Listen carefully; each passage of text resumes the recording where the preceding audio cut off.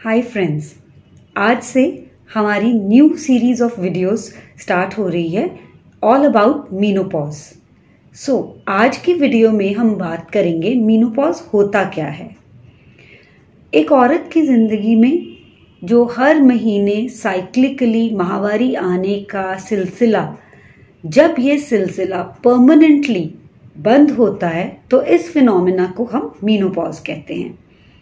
ये इवेंट आमतौर पे 45 इयर्स से लेके 52 इयर्स की एज रेंज में होता है, यानी कि किसी फीमेल को 45-46 इयर्स पे ही माहवारी बिल्कुल परमानेंटली बंद हो जाती है और कुछ लेडीज की 51-52 तक भी मेंसेस चलते रहते हैं। ये एक एज रेंज है which varies from women to women. It depends on the family history also. Usually इस रेंज एज की रेंज में ये साइक्लिकल माहवारी आने का जो सिलसिला है ये परमानेंटली बंद हो जाता है नेचुरली। इसे मीनोपॉज कहते हैं।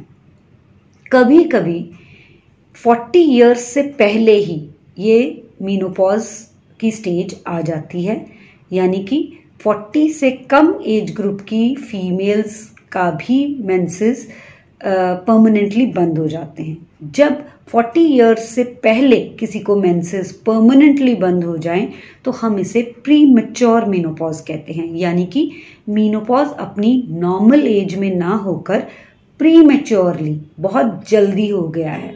ये एक अलग स्थिति है। अब जानने की बात यह है कि कभी कभी ऐसा होता है कि बहुत महीनों तक या कई बार 1-1.5 साल तक भी किसी फीमेल को मेंसेस नहीं आते। ऐसा ज़रूरी नहीं है कि 1 साल मेंसेस बंद हो जाना हमेशा ही मीनोपॉज का इशारा है। ऐसी कौन सी स्थितियां हैं जहां मीनोपॉज के अलावा भी मेंसेस इतना टाइम के लिए बंद रह जाते हैं। जैसे कि डिलीवरी के बाद काफ़ी कॉमन है कि 1 से 1.5 साल फीमेल को मेंसेस नहीं आते, पर ये मीनोपॉज नहीं है।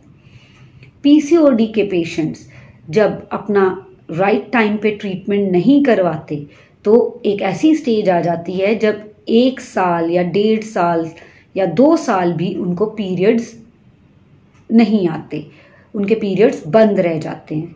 ये भी मीनोपॉज नहीं है। अब सवाल आपका ये होगा कि डिफरेंशिएट कैसे करें कि ये मीनोपॉज है, प्रीमैच्योर मीनोपॉज है या कोई और कारण है, और इनमें फर्क क्या है। डिलीवरी के बाद 1-1.5 साल पीरियड्स बंद रहने को हम लैक्टेशनल एमेनोरिया कहते हैं। ये मीनोपॉज नहीं है। पीसीओडी में भी जो पीरियड्स बंद रहते हैं वहां पीरियड्स बंद रहने का कारण अलग है।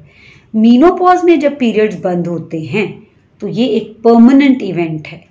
इसे रिज्यूम नहीं किया जा सकता, क्योंकि हमारी अंडेदानियां, जिसको मीनोपॉज हो गया है, उसकी अंडेदानियां कुदरती तौर पर अपना हार्मोनल फंक्शन खत्म हो कर चुकी हैं, यानी कि ओवरीज में अब नेचुरली अंडा बनाने की, हार्मोन प्रोड्यूस करने की क्षमता खत्म हो चुकी है और इसे वापस रिज्यूम नहीं किया जा सकता। It is a permanent phenomenon.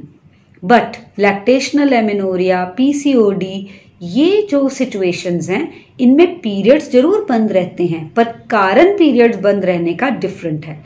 इसमें हमारी अंडेदानी का जो फंक्शन है वो परमानेंटली खत्म नहीं हुआ है। इसमें हमारे फॉलिकल्स अरेस्टेड फेज में हैं, ओव्यूलेशन नहीं हो रहा है, पर अभी फंक्शन परमानेंटली खत्म नहीं हुआ है। एक अरेस्टेड फेज में हमारी ओवरी चली गई है। इस फेज में से हम ओवरी को निकाल सकते हैं bye treatment, by giving medication. So that is the basic difference between ऐसे कारण जो टेम्पररी हैं, जिनके कारण पीरियड बंद हो चुका है, और मीनोपॉज जिसमें पीरियड बंद होने का कारण एक परमानेंट कारण है जिसको हम रिज्यूम नहीं कर सकते। ये एक बहुत ज़रूरी चीज़ है। तीसरी चीज़, जब मीनोपॉज होता है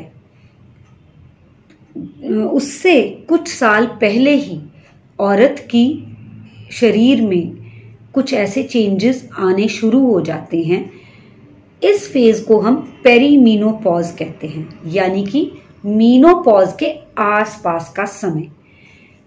यानी कि पीरियड एक्चुअली परमानेंटली बंद एक स्टेज पे होंगे जाके, पर उससे 5 से 6 साल पहले ही हमारी बॉडी में हॉर्मोन्स की मात्रा कम होने लगती है, फ्लक्चुएट होने लगती है, जिससे कि हमारी पूरी बॉडी पे असर पड़ता है। हमारी एक औरत की स्किन, उसके बाल, उसके मूड स्विंग्स, उसकी मेंटल हेल्थ, उसकी बोन हेल्थ, ये सब धीरे धीरे अफेक्ट होना शुरू होते हैं। यानी कि एक्चुअल मीनोपॉज के इवेंट से पहले से ही ये चेंजेस आनी शुरू हो जाती हैं और इवन की सिम्टम्स भी विमेन को आने लगते हैं। सो पेरीमीनोपॉज का पीरियड भी बहुत टर्बुलेंट हो सकता है विमेन के लिए।